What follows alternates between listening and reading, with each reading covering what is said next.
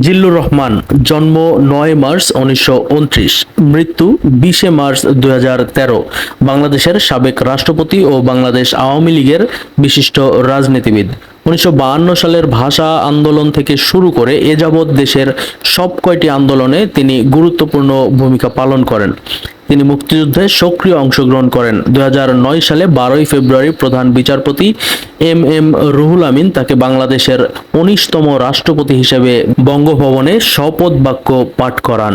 জিল্লুর রহমান ১৯৫৪ সালে যুক্তফ্রন্টের নির্বাচনে বৃহত্তর ময়মনসিংহ জেলা নির্বাচন পরিচালনা কমিটির ভাইস চেয়ারম্যান ছিলেন। ১৯৫৬ সালে কিশোরগঞ্জ আওয়ামী লীগের সভাপতি নির্বাচিত হন। কিশোরগঞ্জ আওয়ামী লীগের প্রতিষ্ঠাতা সভাপতি ছাড়াও জিল্লুর রহমান আওয়ামী লীগের সাধারণ সম্পাদক, সভাপতিমণ্ডলীয় সদস্য সহ বিভিন্ন সময়ে দলের গুরুত্বপূর্ণ দায়িত্বে ছিলেন।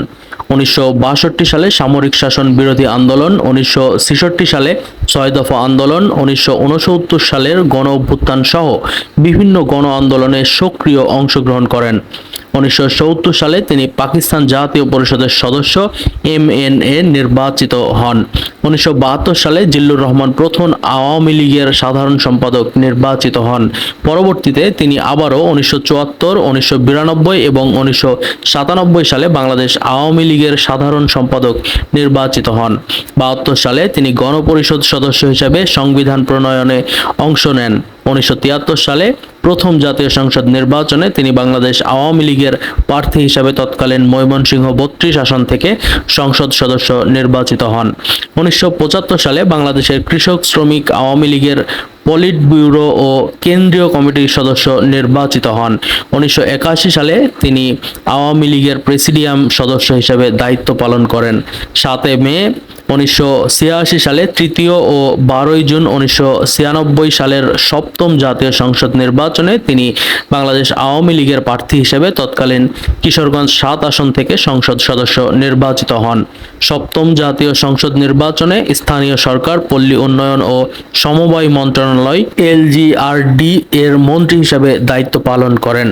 ১ অক্টোবর ২০০১ সালে অষ্টম জাতীয় সংসদ নির্বাচনে তিনি বাংলাদেশ আওয়ামী লীগের প্রার্থী হিসেবে তৎকালীন কিশোরগঞ্জ ৭ আসন থেকে সংসদ সদস্য নির্বাচিত হন। ২০০৬ সালে ১১ জানুয়ারি তত্ত্বাবধায়ক সরকার দায়িত্ব নিলে যখন শেখ হাসিনা গ্রেপ্তার হন, তারপর থেকেই তিনি বাংলাদেশ আওয়ামী লীগের হাল ধরেন। ২৯ ডিসেম্বর ২০০৮ সালে নবম জাতীয় সংসদ নির্বাচনে তিনি বাংলাদেশ আওয়ামী লীগের প্রার্থী হিসেবে কিশোরগঞ্জ ৬ আসন থেকে সংসদ সদস্য নির্বাচিত হন। ২০০৮ সালের নবম জাতীয় সংসদ নির্বাচনে শেখ হাসিনার নেতৃত্বাধীন ১৪ দলীয় মহাজোট বিপুল ভোটে জয়লাভ করে। জিল্লুর রহমান কিশোরগঞ্জ ৬ আসন থেকে পঞ্চমবারের মতো সংসদ সদস্য হন এবং জাতীয় সংসদে সংসদ উপনেতা নির্বাচিত হন। পরবর্তীতে বাংলাদেশ আওয়ামী লীগ তাকে রাষ্ট্রপতি নির্বাচনে প্রার্থী হিসেবে মনোনয়ন দেন। তিনি বিনা প্রতিদ্বন্দ্বিতায় ২০০৯ সালে বাংলাদেশের ১৯তম রাষ্ট্রপতি হিসেবে নির্বাচিত হন এবং ১২ ফেব্রুয়ারি শপথ গ্রহণের মাধ্যমে দায়িত্ব গ্রহণ করেন। বাংলাদেশের ১৭তম রাষ্ট্রপতি ইয়াজউদ্দিন আহমেদের মেয়াদ ছিল ২০০৭ সালের ৫ সেপ্টেম্বর পর্যন্ত। নবম সংসদ নির্বাচন বিলম্বিত হওয়ায় তার মেয়াদ দীর্ঘায়িত হয়েছিল। দীর্ঘদিন রোগে আক্রান্ত হয়ে ১০ মার্চ ২০১৩ তারিখে কিডনি ও মূত্র প্রদাহে আক্রান্তজনিত কারণে উন্নত চিকিৎসার জন্য সিঙ্গাপুরের মাউন্ট এলিজাবেথ হাসপাতালে ভর্তি হন জিল্লুর রহমান। এর পূর্বদিন সম্মিলিত সামরিক হাসপাতালে ফুসফুসের সংক্রমণ ব্যাধিতে আক্রান্ত হয়ে চিকিৎসাধীন ছিলেন। ২০ মার্চ ২০১৩ তারিখে তার মৃত্যু ঘটে। সিঙ্গাপুর নিযুক্ত বাংলাদেশ হাই কমিশনার মাহবুবুজ্জামান স্থানীয় সময় ৬টা ৪৭ ঘটিকায় জিল্লুর রহমান মৃত্যুবরণ করেছেন বলে সংবাদ সম্মেলন করে জানিয়েছিলেন। ওই সময় তার সন্তানেরা ছিলেন সেখানে। তার মৃত্যুর পূর্বেই ১৪ মার্চ ২০১৩ তারিখে জাতীয় সংসদের স্পিকার আব্দুল হামিদ ভারপ্রাপ্ত রাষ্ট্রপতি দায়িত্ব গ্রহণ করেন।